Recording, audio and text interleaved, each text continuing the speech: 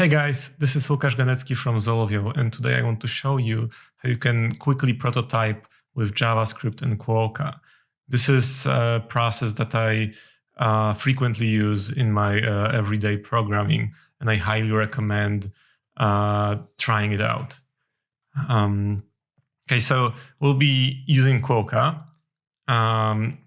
So in WebStorm, the way to install it is you go to Plugins, Marketplace, you look for Quokka, and you install it, and restart the ID. And that's all the setup you have to do. And while this is opening, let's assume you want to test this modify.js package. We want to see how does it work, and learn a little bit about its API, and we don't want to install it to our package, mess our node modules, mess the package log, change the package JSON. We also don't want to write throwaway files. There's always a risk that maybe I will by mistake add them to the repository. So if I can, I would much rather just create a Scratch file. So that's and experiment there. So that's what we're gonna do here. So we will say create new Scratch file, use JavaScript, and you can see that Quokka is already running. It automatically plugs itself into the Scratch functionality of WebStorm. And in the case of modify.js, there's very simple example here right away in README. This is frequently a case with NPM packages, right? Where they show you how you can import, and then some simple case. So when I paste the code here, Quokka complains, rightly so, that it cannot find the module. It gives you the ability to install it just for the current Quokka file, which is fantastic. This is exactly what we want. Now it complains about expect, so that's the same story here. Let's add expect. In this case, it already was part of the project, so we didn't have to install it. And now let's take a look what's going on here.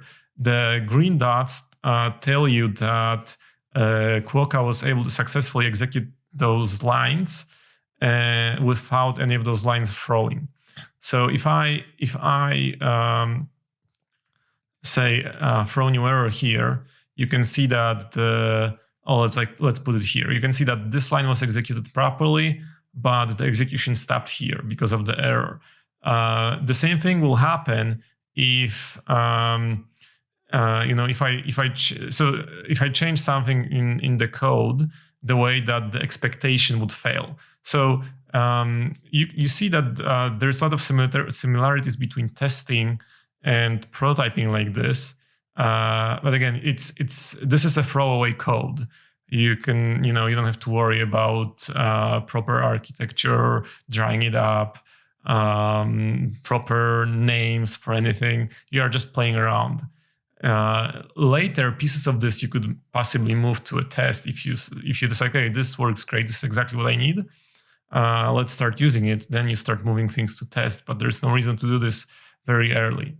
And you might be playing with some methods here or ways of executions that you will actually not put into your code later.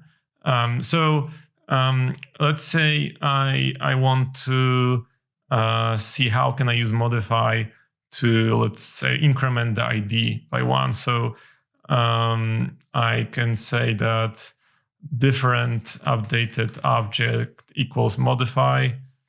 And I'll put the object here, and we'll need to add some options here in this object. And then I would like to expect that this ID actually equals 2. So now this obviously fails. And the modify.js is supposed to simulate MongoDB API. So if I remember correctly, I think to increment a number, you do inc, and then you say which field, and then by how much. So this passes. And then I can quickly verify, okay, if I say 2 here, then it increments by 2. And if I do -1, it actually decrements the value. So let's have it passing here. One thing that's also nice about Quokka is that you can click anywhere in the code almost, and you would see what this piece of the code evaluates to. So you can see, okay, we verified that the ID was incremented to 2, but maybe you want to make sure that the rest of the objects stayed the same. Another thing that we might want to do is, in this case, there's a lot of examples in the test, and maybe you want to play around with one of those, right? So we would copy and paste here, and we have a problem because the name my object was already used. So what you can do is you can create a block, and that will allow you to continue prototyping without worrying of collisions between variable names. Another thing that's very nice is that you can actually import files from your own project. So let's say I have a simple function that's called add that just adds to number, and I can say, I expect add 1 and 2 to equal 3, right? And that passes. Like if I pass something different here, then it fails and tells me how it fails. So that's about it.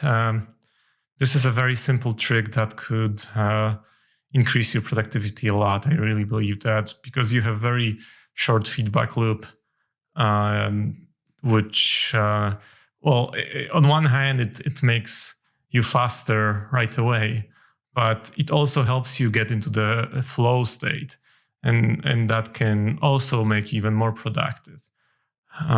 Just being able to type some code and see what it evaluates to is really empowering. All right, thanks a lot, and let me know if you have any questions.